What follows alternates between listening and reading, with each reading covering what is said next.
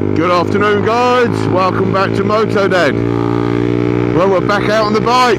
Yes! Get in! Guys, I thought I'd do a quick video on the electric cars and are they worth it? And the pros and cons. So, about 2 years ago, myself, my wife, my lovely wife, we went and got a Vauxhall Mokka-e. So, I've just got to laugh. So, we thought at the time, we thought, we're doing our bit for the environment, let's get an electric car. So we popped down to our local Vauxhall garage and test drove one of these Vauxhall Mokka-es. And I've got to say, like, on first impressions, to look at, it looked, I thought, from the front, pretty decent. The room inside, bearing in mind we've had 2 kids at the time, the 2 kids of our own, that is. Excuse me, kids, yeah, come here, get in the back of that car. Hey! So 2 kids at the time, and it wasn't a massive car, it's just a hatchback.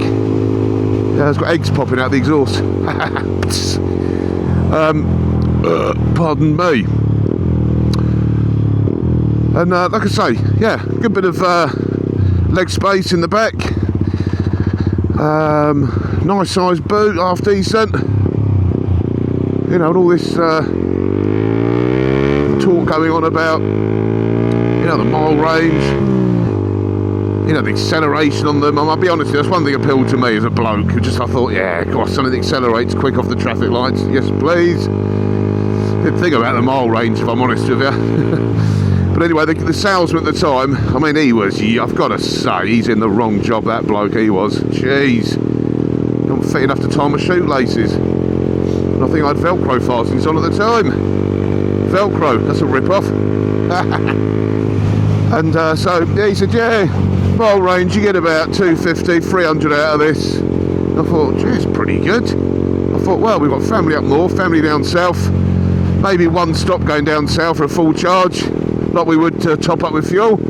Bob's your uncle, and you've got it. Fanny's your aunt. Anyway, after all the sales chit-chat rubbish, you know, half of it's all load of rubbish, didn't you? But ultimately it's on whether you like the car, you like the feel of it, you've done your research. We did a little bit of research here and there. And I said, so how do we charge the thing? He said, yeah, you can buy one from Wix. You get these car chargers, 120 odd quid or something, plug them into your mains and charge your car. And I was like, really? But yeah. I mean, hindsight, it's a wonderful thing, isn't it? I should have maybe done a bit more research on that side of things, but sometimes you're taking the word of the person you're speaking to. You know, taking their word for it, aren't you? That's what they're in the job for. Little did I know, after I got the car, what an absolute wazzock he was. What a fantastic word, by the way, wazzock. That needs to come back.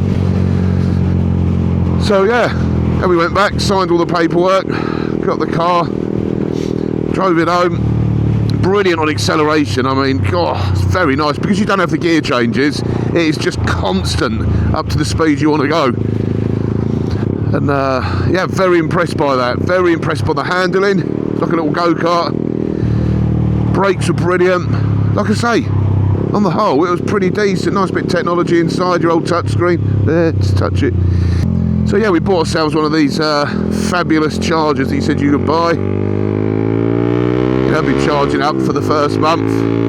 The old British gas bill comes to the post.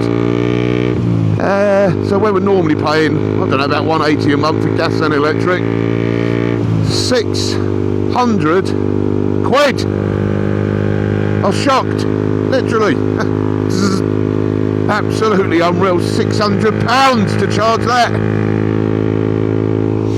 So that was the first con of the car, if you like. And unbeknown to us, it's a lot cheaper to get a home charging point. Again, there's probably people watching this thinking, just get a home charging point. Yeah, I know that. You don't know at the time, do you? Unless you're clued up on all this now. I mean, I could give someone else the same advice now. So that was the first con. So we started charging it. So we found a place down the road that did a fast charge. You know, it was quite, I'll be honest with you, it was like 20 quid a pop. you know, we're expecting to spend a £5 a charge, which you can on some of these home charging points if you charge overnight. So there we go, first con. Second con was the mile range. Look at old Dave in the old sales executive. Yeah, you can get 250 to 300 miles on this. Really, Dave? Yeah. My wife's got one. No, she hasn't. So our first motorway journey, we got to 110 miles from a full tank, if you like, full charge. So again, more lies, more cons. Then, when you're doing a motorway journey, take this into consideration, guys. You've got to pray, hope that the charging point is working. I'd say at least 5 times out of 10, we'd arrive at the services, plug it in and think, oh, because you get that battery anxiety. You know, when you get low fuel, you still know, you think, oh, I've got 30, 40 miles there. Worst case, you know, I can hitch a lift, get to a petrol station, bring a jerry can back. Why do they call it Jerry anyway? All right, Jerry. How you doing, mate? Where are you? I'm a green can. So you know you can do that. You've got that in the back of your mind as a B plan. You know, your battery runs out, you're stuck. That's it, game over. So yeah, we'd turn up there, plug it in, nothing, error. So then you've got a number to call. So you phone the number. Oh yes, premium number, £1.50 a minute. Phone them up. So you speak to someone there, they reset the machine for you. But you're doing what you do at home with your computer, you press and hold the button, let it back out. Bob's your uncle, Fanny's your aunt. So you've got that to worry about. You've also got the greedy Tesla drivers, and I'm sorry if there's any Tesla drivers listening, but you've got like 20, 30 Tesla charging points. Tesla charging points, and instead of using one of theirs that was available, they take one of the 2 or 3 that are available to us peasants and charge it from that because they don't want to walk another 10 metres. Just unreal. Yeah, I mean, like I say, there was a good few positives about it. Like I say, it was a really nippy little car, really good, and I truly believe you've got fast acceleration, it can get you out of danger. You know, especially on the motorway.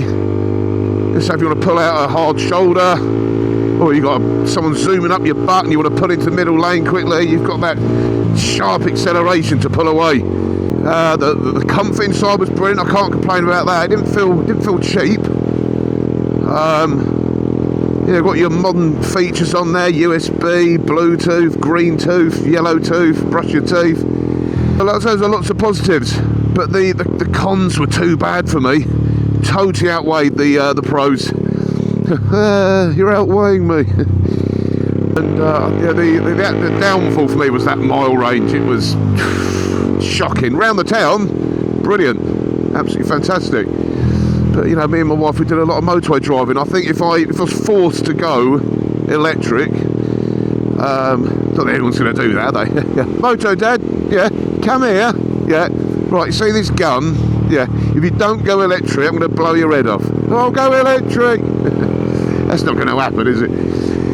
But if I was forced to go electric, it'd have to be a Tesla, or even maybe the Polestar. Now I read up on the Polestars are pretty good with their mile range, but the Tesla, I mean, they've got, you know, I've spoken to a few Tesla drivers when we had the Mokka, the Vauxhall Mokka. It always felt like a little, it's like the cheap man's Porsche thing. You remember the old Boxster? Even though it's a lovely motor, but you never feel quite part of the electric gang when a Tesla pulls up, or the Porsche electric or the Polestar. You're like bottom of the heap. You know, like your Renault Zoes and your Nissan Twig, whatever it's called, Nissan Leaf, wasn't it? Oh, look at me, I'm a leaf, I'm healthy for the environment. Turns out it's worse for the environment. Get that diesel and unleaded down your mate. And so, guys, yeah, that's my bit of feedback on having an electric car. Is, I would say to you, do not do it. The depreciation as well in the price of the car was astronomical. So you think to buy that Vauxhall Mokka at the time, I think it was 32 grand. And when we got a quote for it, under 2 years later, sorry, have a guess, go on. No, lower. Lower. Keep going. Keep going. I'll tell you. 10 grand. That's 10 grand depreciation each year. Isn't that mental? Oh my day. So yeah, we learnt our lesson there. We got rid of it. Got ourselves a BMW 2010 X5. Cheap as chips. Absolute robust as you like. We don't indicate anymore because we're in a BMW. Just stupid, isn't it? Typical BMW driver. I always indicate, so it's not typical at all. But yeah, so guys, that's my advice. Do not go electric. If you're going to go electric, get yourself a Tesla, a Polestar, get yourself a home charging pod. Make sure you research thoroughly first. Anyway guys, I'm up to, I think, 341 subs now. It's another 3 subs in a day and a half. I'd like to thank my mum, my dad. Probably them that were subbed. But just to say thank you everyone, honestly, from the bottom of my heart, I really, really appreciate it. I absolutely love going out on the bike and I love chatting about. Got so many things to talk about. And I think if you can give a little bit of advice to someone, something you've been through personally, I think that's the best people to get advice off is someone that's been through something themselves, rather than sitting home researching. Yeah, again, thank you whoever subbed. Oh, I love you. And if you're watching and you haven't subbed, I'll do my little plea like I do to everyone. Just go on. See where that little finger's pointing. Go on. You got it, that's it. Well done. Give us a sub, Foot long sub, spicy Italian, toasted, extra cheese, extra pepperoni. Thank you. Anyway guys, thank you for watching. And I shall be back hopefully tomorrow with some more chit chat, some more banter. Over and out from MotoDad.